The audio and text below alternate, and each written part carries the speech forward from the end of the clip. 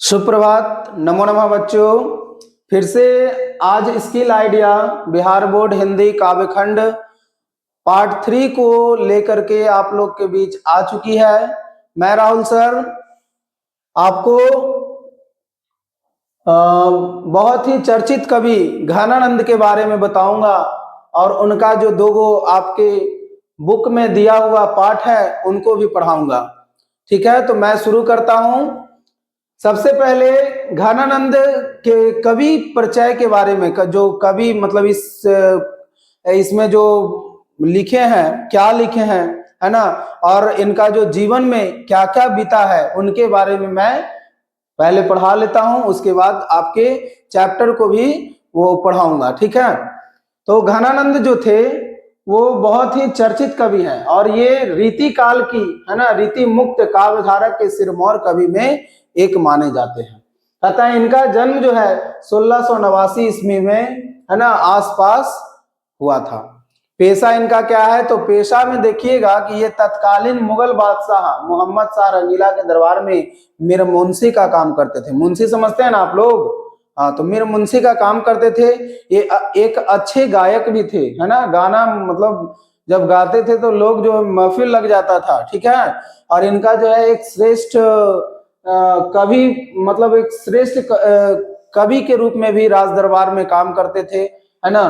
तो इनका एक जो है ना, आप लोग जो ये है कविता को ध्यान से पढ़िएगा, सुनिएगा तो बहुत अच्छा लगेगा। ठीक है, ये जो मतलब कवि हैं, कहा जाता है कि प्रेमी कवि थे, है ना। ये जीवन ऐसा ही होता है कि सबको जो है एक ना एक बार प्रेम होता है, या तो किसी से भी प्रेम हो, माता पिता से प्रेम हो, है ना, या तो कोई और प्रेम हो, है ना, क्या भगवान से प्रेम हो। पिछले अध्याय में मैंने आपको पढ़ाया था कि वो रसखान जी जो थे वो कृष्ण भगवान से ऐसे प्रेम करके रखे थे कि उनके मतलब बिना और कोई कुछ भी नहीं दिखता था, है ना। तो ये जो घनानंद थे वो क्या हुआ था कि घनानंद मतलब जो मीर मुंशी के यहाँ क्या बोलते हैं कि मोहम्मद शाह रंगीला के दरबार में मीर मुंशी का जो काम करते थे, वहीं पे उनको जो है जो एक नर्तकी से प्रेम हो गया था। ठीक है, एक नर्तकी से प्रेम हुआ जिनका नाम जो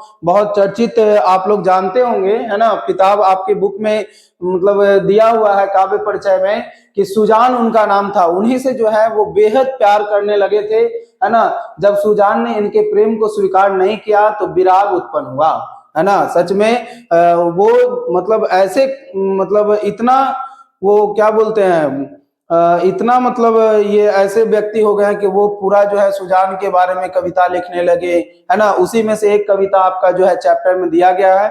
घनानंद उसी दरबार की एक नर्तकी सुजान से बेहद प्यार करते थे।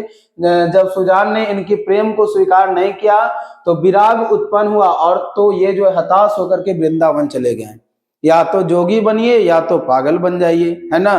प्रेम यही चीज है, प्यार प्यार प्रेम मोहब्बत, देखिएगा कि ये सब अधूरा है ना। तो बच्चों आप लोग ध्यान से देखिएगा कि ये जो प्रेम को स्वीकार नहीं किया, मतलब सुजान जो है प्रेम को स्वीकार नहीं किए तो वो कहाँ चले गए, तो जो है विराग उत्पन्न हुआ और वो फिर वृंदावन चले गए। वृंदावन जाकर के क्या किए होंगे, साधु संत बन गए होंगे, है ना। देखते हैं, आगे पढ़ते हैं। वहां इन्होंने वैष्णव धर्म अपना लिया और वह काव्य रचना करने लगे। ठीक है, पहले भी काव्य रचना करते थे, कवि के रूप में थे, लेकिन थोड़ा सा जो है ना मतलब बदलाव भटकाव, है ना, वो होने लगा। ठीक है, तो कहते हैं कि इन्होंने वैष्णव धर्म अपना लिया और गांव वो जो है काव्य रचना करने लगे। इनकी कविताओं में सुजान शब्द का प्रयोग अपनी प्रेमिका और भगवान श्री कृष्ण दोनों के लिए है। समझ में आया?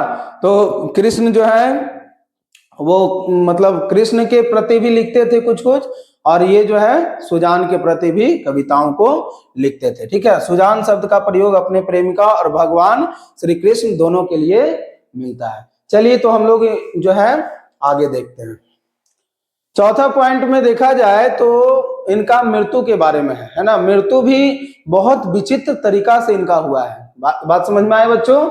देखिए मृत्यु जो है इनका कैसे हुआ, है ना, किस अवस्था में हुआ, उसका थोड़ा सा विस्तार देखें, क्योंकि ये आपका बिहार बोर्ड एग्जाम जो फाइनल आएगा या पहले भी एग्जाम में आपके क्वेश्चन आ चुके हैं, है ना, देखिएगा कि इनकी मृत्यु जो है किस प्रकार से हुई। तो मृत्यु सबसे पहले देखेंगे, इनका जो मृत्यु हुआ था 1739 ईस्वी, है ना, 1739 ईस्वी। यही है उनकी प्रेमिका सुजान, है ना, यही उनकी क्या है, प्रेमिका सुजान है। और आपके सबसे पहले, है ना, सबसे पहले पेज पे दिया हुआ था इनका ये घनानंद, यही आपके हैं। बात समझ में आए? घनानंद कौन है?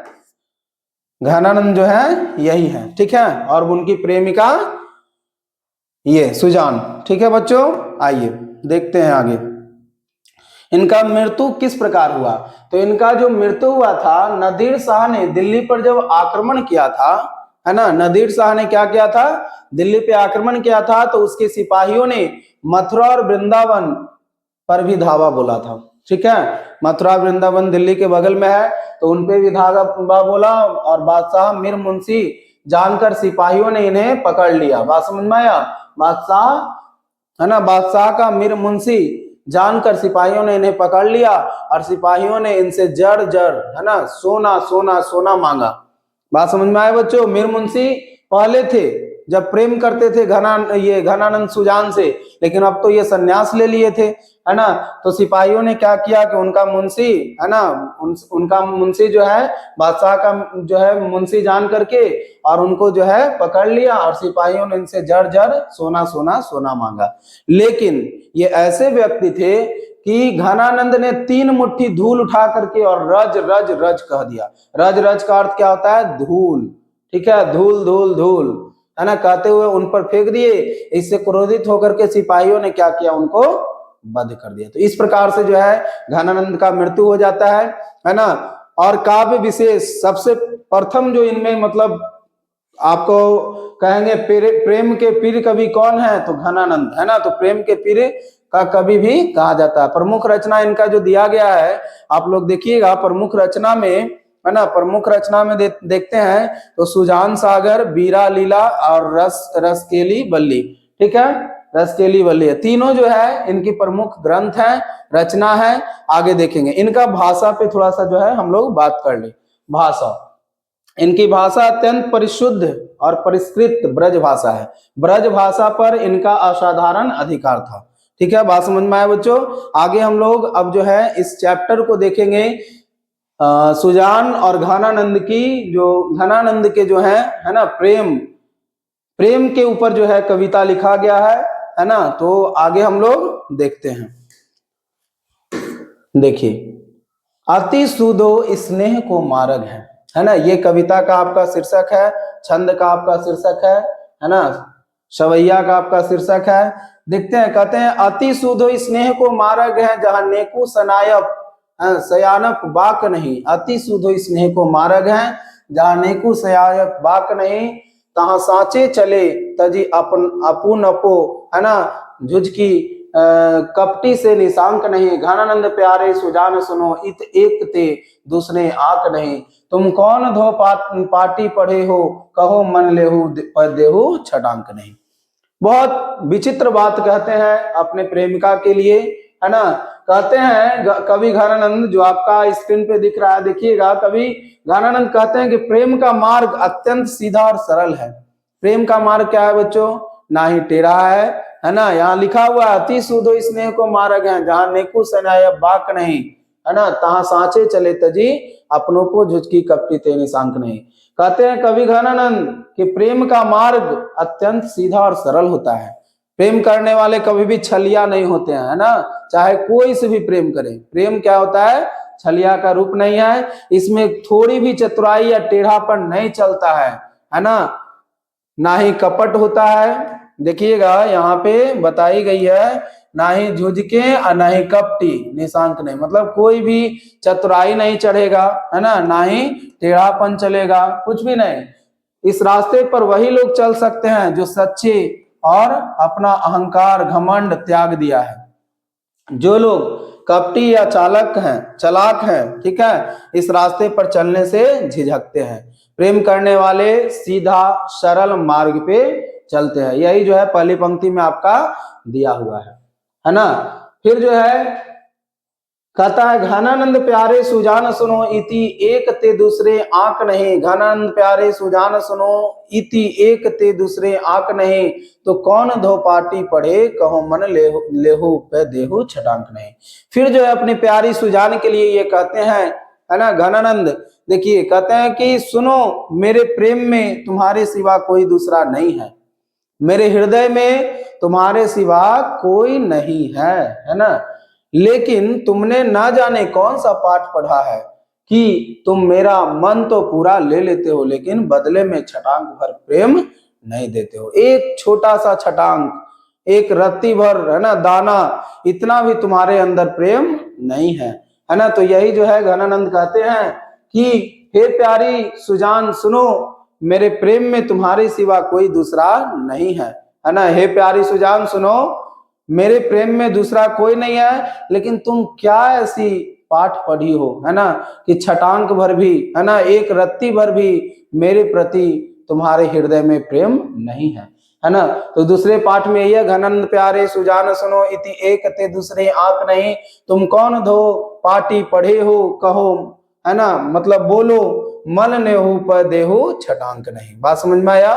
तो ये जो है पहली पंक्ति में आपका जो है घनानंद का, है ना, चैप्टर में दिया हुआ है, आप लोग देखें। दूसरा जो है मोह असुआ वाहिन ले बरसे, है ना, असुओं को कहते हैं बादल महाराज से, है ना, मतलब घनानंद जो है अपनी दर्द पीड़ा बादल को सुनाते हैं। इस पंक्ति में जो है क्या सुनाते हैं घनानंद, दर्द पीड़ा, है ना।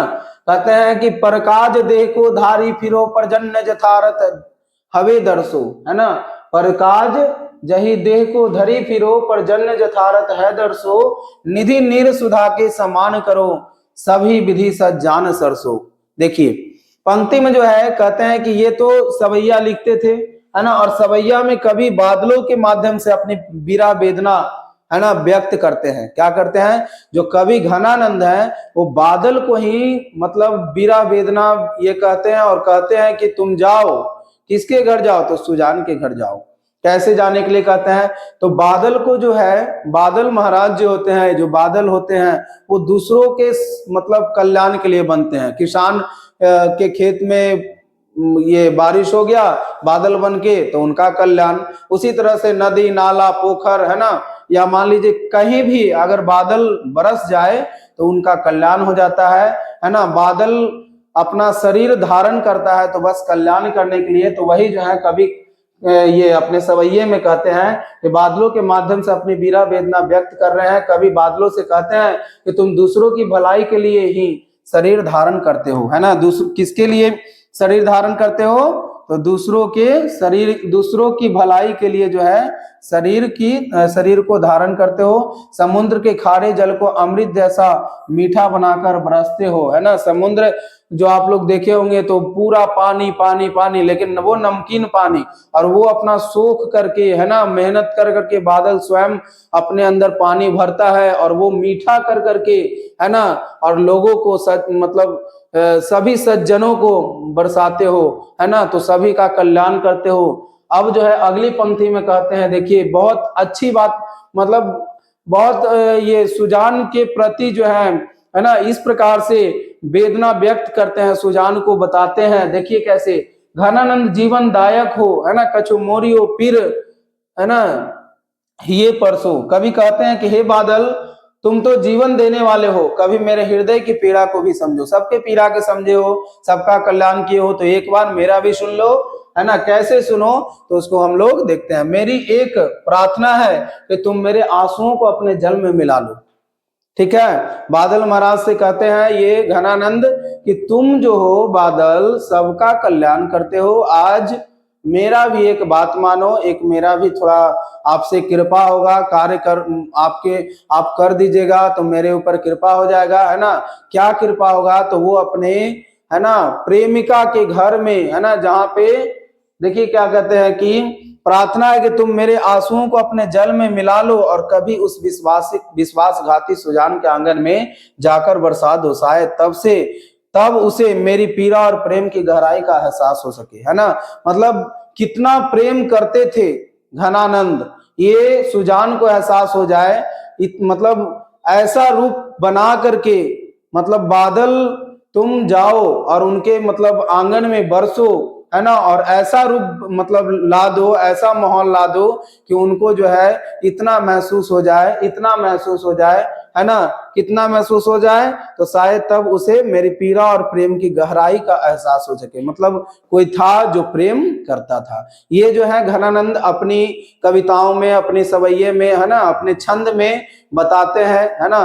और मतलब प्रेम को वो अपना व्यक्त करना चाहते हैं किनके सामने? दूसरे पंक्ति में जो दिया गया है उसमें सुजान के आंगन में जो है ना, मतलब बारिश के रूप में बरसने के लिए कहते हैं। तो ये दूसरे पंक्ति का ये था, है ना।